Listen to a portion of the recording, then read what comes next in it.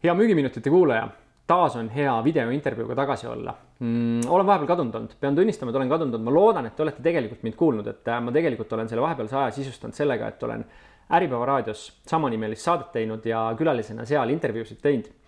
Aga taaskord on meil aeg teha üks videointervjuu ja olen täna kutsunud ühe väga-väga ägeda noore müügiinimese endale külla. Ja aasta lõpuni on väga vähe aega. 41. müüginädal startis, nii et ütleme lõpuspurt võiks selle kohta öelda. Aga täna on mul külas noor müügitalent Kaspar Hang. Tere, Kaspar! Tere, Urmas! Ütle kiirelt vaatajatele, mis su taust, kus sa tuled, et natukene aimu anda? Kes ma olen kaubanduskeskustes, müün digiteenuseid, otsemüük, aktiivne. See on niisugune väga lühidalt. See on enamus inimestele päris hirmutab, võib öelda.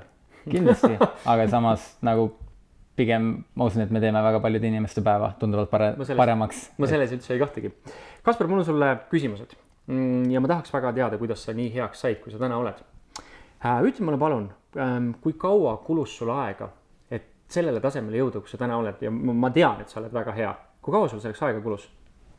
Kui ma alustasin 2014 novembris, siis ilmselt sellest ajast alates kuni tänaseni, et kogu aeg pidev selline areng on olnud, aga kui ma alustasin, siis ütleme nii, et novembris alustasin, detsember oli mu esimene täispikk kuu ja kui ma selle aja jooksul, või ütleme nii, et algul oli mu eesmärk sinna kuskile kolleegide tulemusi vaadates nende keskmikku püüda või olla kuskil keskmine. Päris suure üllatusena tuli see, kui esimesel kuul siis tegin läbi aegade rekordi kuskil 20 või 30%-ga, päris täpselt isegi tea, tegin üle ja võiks arvata, et juba siis äkki olin hea, eks ole, aga pigem ma arvan, et see oli lihtsalt selline, ma arvan, et pigem tiimi tase oli lihtsalt nõrk ja see tulemus näitas seda, et mul olid kõik eeldused olemas saamaks heaks müügiinimeseks ja õnneks Tarmo, kes oli siis Selliti juht, märkas seda, väga palju panustas omalt poolt ja aitas paremaks saada, et kuu haaval pidevalt nii-öelda müügitekstidega, raamatutega tegeledes kogu aeg saimegi lõpuks. Jõudsime siia, kuhu täna olen. Põhimõtteliselt ma sõnastan seda teist korda. Sa alustasid müügitööd, sa ei olnud enne müügitööd teinud, sa tegid oma esimese täispika kuu ja tegid sellega rekordi. Just. Ja sa ei teadnud ise, sa ei läinud rekordit püüdma, vaid sa proovisid lihtsalt kuskile keskmikku tabada, aga tuli nii hästi välja. Tundus nii. Võiks öelda, et mingid eeldused sul kindlasti olid nagu väga head olemas selleks, et veel paremaks saada. Ja ma ei arvanud üldse, et ma teen nagu nii palju tööd, et ma eeldasin, et kõik teevad nii palju tööd nagu mina ja pigem lihtsalt hiljem vist selgus, et pigem ma tegin rohkem kui teised ja tänu sellele, et ma arvasin, et sellise töömahuga, mida ma teen iseseisvalt, et sellega ma saangi keskmikku, aga tegelikult püüdsid tippu. Juhtus nii. Väga hea. Ütle mulle, Kaspar, mis on selle sinu arengu kõige mõjuvamad tegevused või nagu mida sa ise hindad? Mis on nagu kõige rohkem mõjunud sulle või sellele karjäärile? Kõige rohkem kindlasti üks oluline inimene või on Tarmo, kes andis mulle võimaluse Sellitis tõestada ennast, kes panustas väga palju mu arengusse, pani väga palju enda aega selle alla, et ma saaksin paremaks. Näiteks keskustes salvestasin oma müügisituatsioone ülesse, kodus analüüsisin, kirjutasin, saatsin Tarmole, Tarmo hindas või pani oma kommentaari vastu, enamasti ainult see, mis oli halvasti, või tegelikult ikkagi kiitis ka häid asju, aga eesmärk oli ikkagi see, et saada paremaks ja konstruktiivselt hinnata neid asju, mida saaks paremini teha. Võtsin omaks, proovisin järgmine kord paremini teha. Teine võib-olla selline oluline faktor on mul isa. Tema on olnud see, kellega Selliti algusaegades sisuliselt iga õhtu kuskil 30, 40, 50 minutit iga õhtuselt telefoniga rääkinud, analüüsinud oma päeva. 80% meie vestlusest ongi see, et kuidas mul läheb või et kuidas saaks paremini ja kui ma küsin, kuidas tal läheb, siis on see, et ei hästi, aga räägi, kuidas sul päev oli näiteks. Ma lihtsalt tõmban, Kaspar, paralleeli sellele, et kui sa mõtled tavalist kontoritöötajat, ükskõik keda meie tutvusringkonnast, ma ei usu, et keegi helistab õhtul vanemale või sõbrale ja arutab 50 minutit sellest, kuidas ta tööpäev läks, et see on päris nagu eriline komponent sinu arengus. Kindlasti. Mul ei ole omal ka ilmselt ühtegi tuttavat, kellel on sellist inimest kõrval, kes nii palju toetab. Kas veel midagi olulist? Kolmandana võib-olla lihtsalt soovitan valida sellised õiged inimesed enda ümber, et et kui mõelda, kui näiteks mõtlete kõik 5 inimesele, kellega te igapäevaselt kõige rohkem suhtlete, et siis võite järeldada, et nende keskmine ja kes ei tee tugevamaks, teeb nõrgemaks, nii et. Kas sa tegid oma elus seal muutuse? Ma kindlasti. Ma arvan, et inimesed, kes olid selliste madalamate standarditega või lihtsalt on jäänud väga tagaplaanile ja võib-olla see on ka üks põhjus, miks on isa mul täna kõige lähedasem inimene või selles mõttes, et. Väga äge, see 5 inimese kaalutud keskmine on ju legendaarne teooria ja seda me teame kõik, on ju, et ka päriselt niimoodi käituda. Ja teisest küljest, kui ma sind kuulan, siis ma ka legendaarne arutelu sellest, et meister ja õpilane, on ju, et mingi hetk saab õpilasest taas meister. Nii et see on ka täiesti normaalne areng, ma arvan, et selles ei ole midagi imelikku. Järgmine küsimus. Kuidas sina suhtud? Kas rohkem tuleb teha tööd oma teadmistega toote ja teenuse alal, ehk siis võimalikult hästi ennast nagu selle maailmaga kurssi viia või sinu jaoks on tähtsam komponent enesehäälestus ja selline rutiinne järjepidevus? Kumba sa, kui sa neid peaksid võrdlema? Need kindlasti mõlemad olulised, aga kumma sa tõstaksid esiplaanile? Ma arvan, see sõltub ilmselt, mida müüa või kuidas. Et kaubanduskeskustes otsemüügina,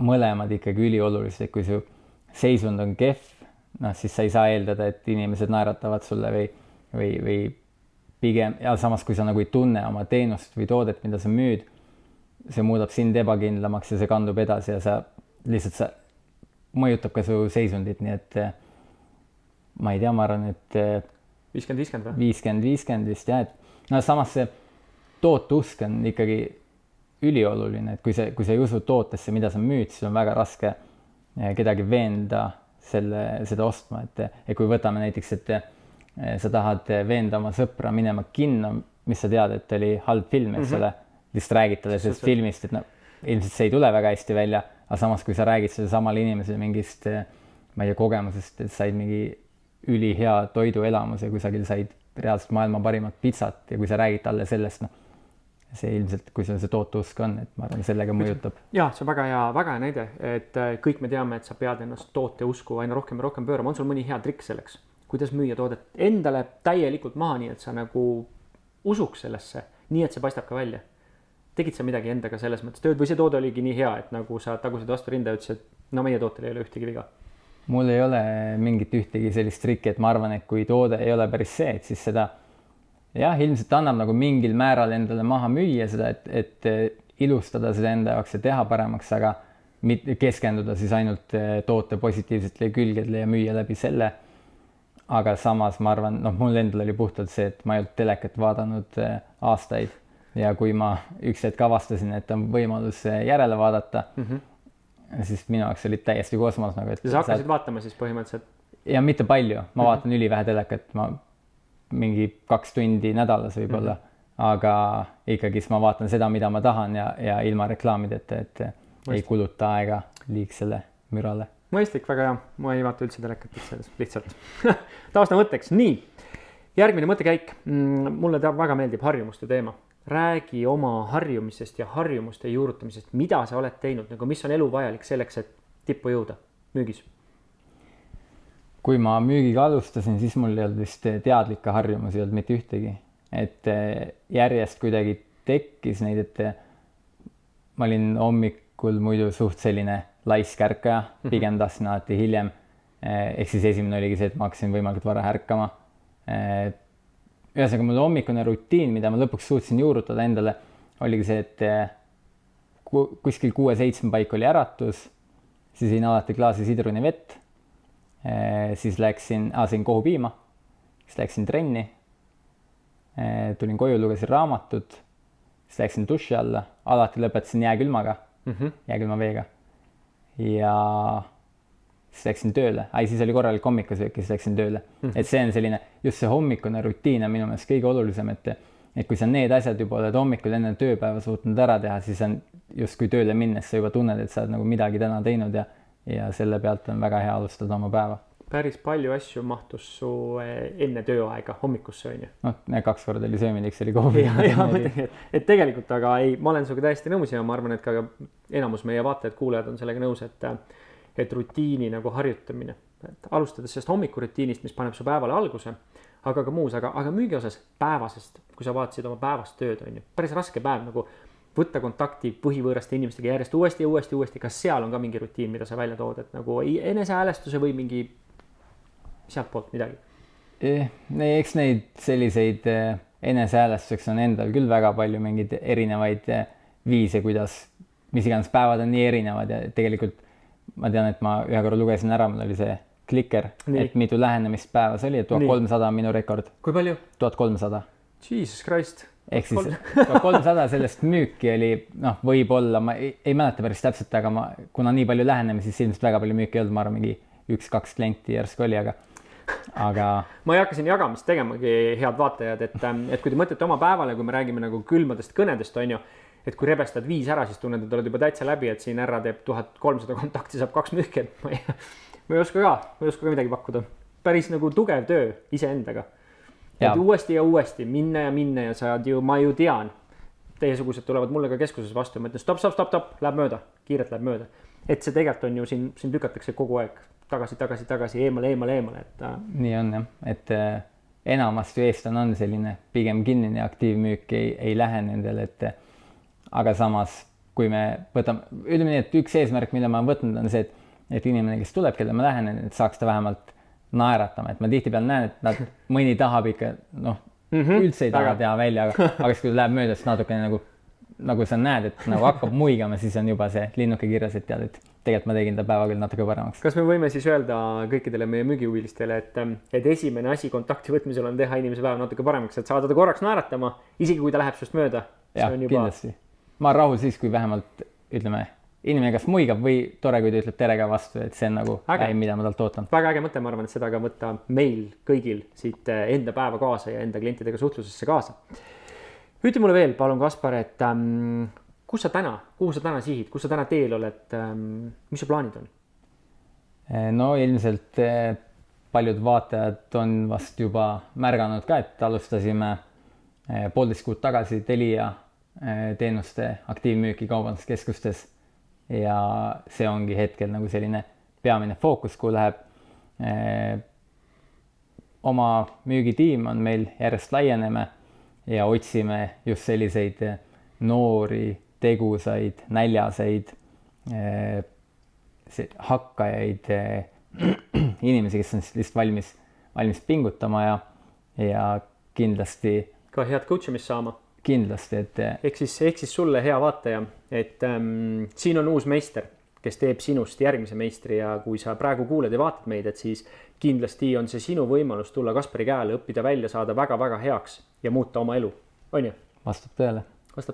Ütle, Kaspar, kas sa oled tänulik? Kas sa igapäevaselt oled nagu, mulle väga meeldib see tänulikkuse mõte, kas sa oled igapäevaselt millegile tänulik? Ikka. Ma ei tea, kas ma päris igapäevaselt nagu mõtlen selle peale, ma üritan küll. Ma tean, et paljud istuvad maha, panevad silmad kinni ja siis teevad oma tänulikkuse harjutust, eks ole.